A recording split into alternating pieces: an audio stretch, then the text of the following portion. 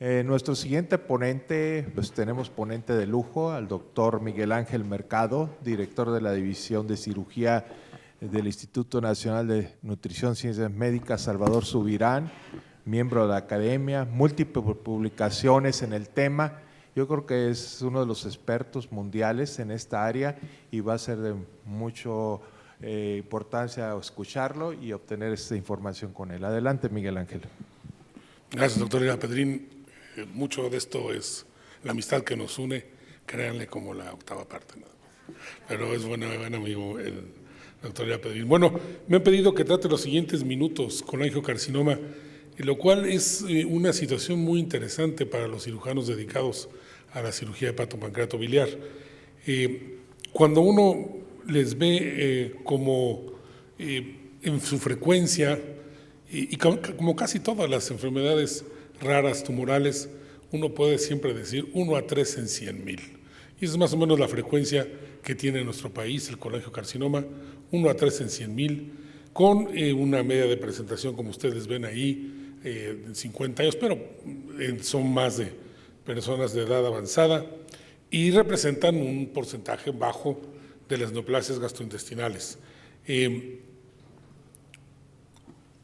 Hay otros sitios en Asia donde son más frecuentes, asociados a parasitosis o bien a la presencia de litos unilaterales en estas cuestiones que también llegamos a ver aquí en nuestro país, las dos, tanto parasitarias como la presencia de litos en uno de los lóbulos, lo que constituye la hepatolitiasis, y entonces ahí sí encuentro una frecuencia mucho mayor de colangiocarcinoma.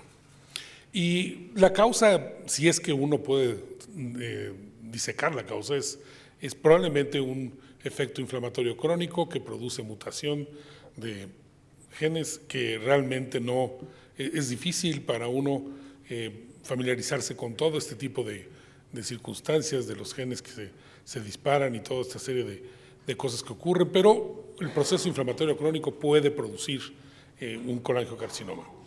La colangitis esclerosante primaria, como ustedes conocen, esta es una enfermedad autoinmune que con mucha frecuencia, es decir, que tienen la colangitis esclerosante, probablemente hasta el 10% puedan desarrollar colangiocarcinoma. La hepatolitiasis, como lo he mencionado, interesantemente infecciones virales B y C, y particularmente en colangiocarcinoma intrahepático. El quiste de colédoco, que nosotros somos un centro que llegan quistes de colédoco en pacientes mayores, por curioso que parezca, si los vemos, y hemos visto 3 en casi 100 que han llegado al instituto, 3 colangiocarcinomas en estos pacientes con quiste de colédoco. Pacientes con pancreatitis crónica también y con parasitosis hepáticas que están mencionadas ahí, que se ven raramente. La inflamación biliar crónica que tiene toda esta circunstancia, nosotros en reconstrucción biliar hemos visto colangiocarcinoma, pero no secundaria a la derivación biliodigestiva como se ha descrito. Nos ha tocado a veces lesiones de vías biliares que se confundan, que son un colangiocarcinoma y que cómo se asocia a un proceso de instrumentación de la vía biliar, ya sea quirúrgico o endoscópico, uno lo atribuye de alguna manera a que el cáncer es secundario a esto, pero realmente en nuestra experiencia es muy bajito. En los derivados biliodigestivos no hemos visto tumores colangiocarcinomas que aparezcan en este tipo de pacientes. El profesor Bismuth, francés, que muy conocido, hace uno de los iniciadores de la cirugía hepatopancreatobiliar. En el mundo, pues estas clasificaciones relativamente sencillas. El intrahepático, que tiene un comportamiento exactamente muy similar al de un hepatocarcinoma, solamente que en muchas ocasiones no está dado en un sustrato cirrótico. El periliar, que es el que más nos compete a nosotros, que es el tumor de Klatskin, y los extrahepáticos, que se comportan como un tumor de páncreas, de cabeza de páncreas, y que realmente el patólogo es el que informa finalmente que es un colangiocarcinoma en lugar de un adenocarcinoma ductal. Aquí tienen ustedes como otras circunstancias que se han visto, hay unos formadores de masa, que son los intrahepáticos fundamentalmente, periductales infiltrantes, extrahepáticos y papilares intraductales, donde uno puede ver una variedad de lesiones, inclusive están descritos, y eso es muy interesante, así como en el páncreas, las neoplasias intraepiteliales, los PANIN, hay también en vía biliar, y esto se ha descrito de alguna manera. Las manifestaciones clínicas es difícil, muy difícil, casi siempre el paciente se pone ictérico. Eso es lo que ocurre. Si no, es muy difícil tener alguna manera de diagnóstico. Evidentemente, el paciente que tiene colitis ulcerativa y colangitis esclerosante, que de pronto en el seguimiento de colangitis esclerosante puede uno encontrar el colangiocarcinoma, y que entre paréntesis son de los más difíciles de manejar, les voy a platicar más adelantito, pero realmente es muy difícil diagnosticarlos prematuramente, precozmente, excepto que uno haga estudios de imagen, y ni así, inclusive con CEPRES, cuando son chiquitos, pues no dan ninguna manifestación, y entonces realmente son difíciles de diagnosticar en estas condiciones. Y después, ya que se diagnostican y que uno entra al diagnóstico diferencial, los métodos de imagen son los de mayor utilización. La resonancia es en el momento actuar el estudio diagnóstico de elección para prácticamente toda la vía biliar. Lo malo es que no se puede hacer intervención por ahí, pero resonancia magnética es el estudio diagnóstico para vía biliar, iatrogénica, tumoral, de la que ustedes quieran, permite ver muy adecuadamente las lesiones. Y permite además ver si el tumor biliar, por ejemplo, puede uno ver cuántas veces invaden vasos. Y la invasión de vasos es la que nosotros nos indica qué podemos quitar y qué no podemos quitar. Cuando es una circunstancia que veremos en un momento cómo se tiene que hacer este tipo de diagnósticos, donde, por ejemplo, el PET también tiene una utilidad cuando uno busca, pero si uno ve un proceso inflamatorio en una vía biliar, es difícil que con estos métodos, con certeza, por uno decir si está todo un colangiocarcinoma o no lo es. La CEPRE es una cuestión importante porque además puede ser terapéutica. Probablemente, prácticamente toda la vía biliar de donde ustedes la escojan, tiene que ser multidisciplinaria. Tiene que haber un radiólogo, un endoscopista y un cirujano. Y entre los tres decidir cuál es la mejor opción. Si dos opciones juntas, si en su momento las tres. Entonces es muy importante tener un grupo de endoscopistas y radiólogos interesados que en un momento dado les puedan auxiliar. Hay veces que el endoscopista no puede entrar a franquear el tumor y el radiólogo sí lo puede hacer, y el cirujano a veces tiene que decidir adecuadamente si él puede ayudar o no.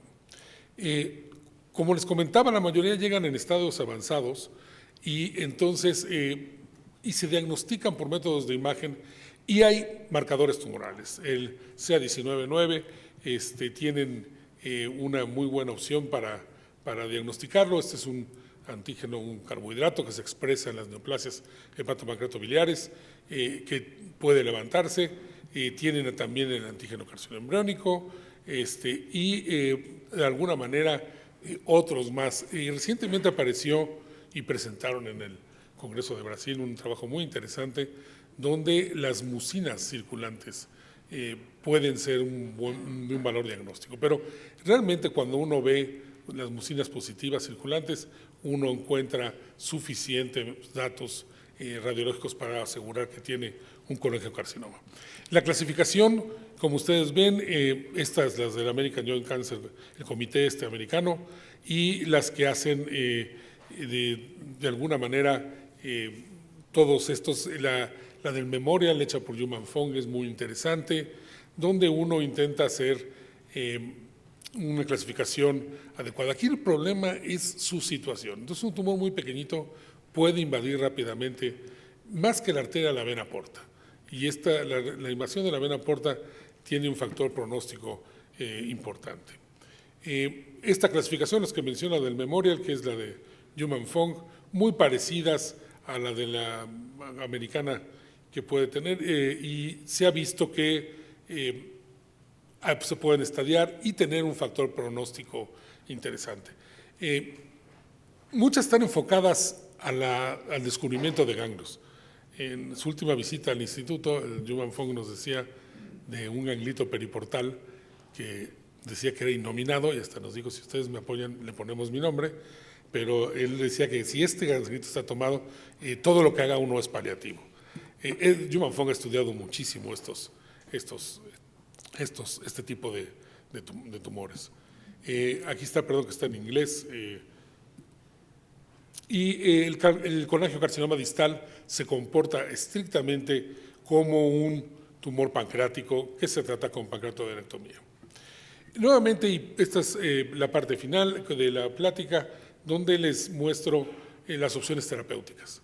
Entonces, siempre empieza a entrar ahora ya el oncólogo, ahora ya el radioterapeuta, ahora ya el radiólogo, el endoscopista y el cirujano. 5 opciones terapéuticas tenemos ya para colangiocarcinoma en una enfermedad extraordinariamente compleja de tratar. La resección quirúrgica completa sigue siendo el único tratamiento potencialmente curativo. Yo les puedo decir que en los 25 años que llevo en el instituto, de todos los que me ha tocado tratar, no más de 5 he quedado satisfecho con el tipo de operación que se hace.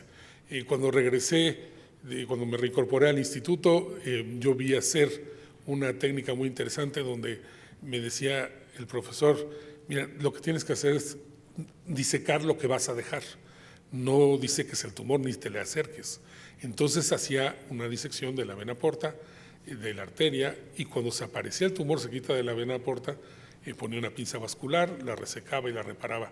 Y esta técnica ya se popularizó mucho después, es la técnica de Neuhaus, es un cirujano muy importante que está en el Hospital de la Caridad en Berlín, y cuando uno ve el número de casos tratados que tienen, no pasan de 150.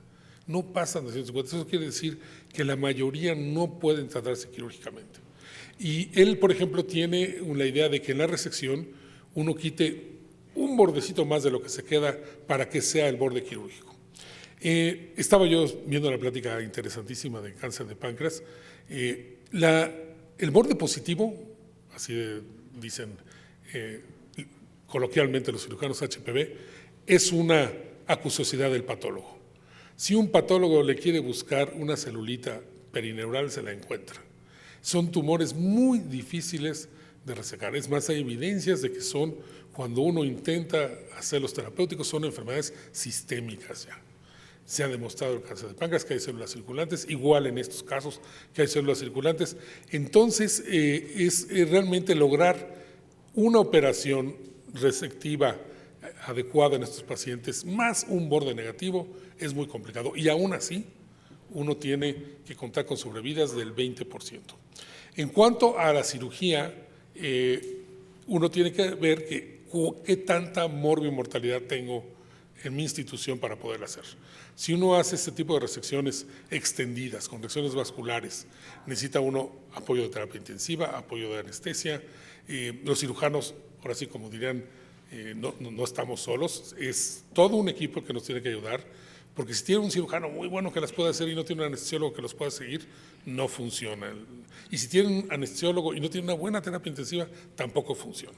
Entonces uno debe hacer un balance crítico, analítico, de decir, puedo hacer estas operaciones, porque si no, se va uno a morbilidades del 50% y a mortalidades del 30%. Sale uno más crítico que la enfermedad. Entonces, para poder diseñar este tipo de resecciones, tiene uno que ir haciendo que todo el hospital se familiarice con ellas para lograr este tipo de resecciones. El tumor de Klatskin, como ustedes ven, tiene una variedad extraordinaria. Muchos cirujanos, el doctor Nimura es uno de los que más ha hecho aportaciones, y ya que estaba haciendo más aportaciones, se hizo campeón mundial de judo y entonces ya dejó la cirugía. Es el doctor Nimura. tuve oportunidad de conocer, y ya ahorita hace judo nada más, pero dejó el colangiocarcinoma, pero hizo aportaciones muy interesantes, sobre todo del tipo de resección que hay que hacer en estos casos. Siempre uno tiene que resecar el segmento 1. Y déjenme mostrarles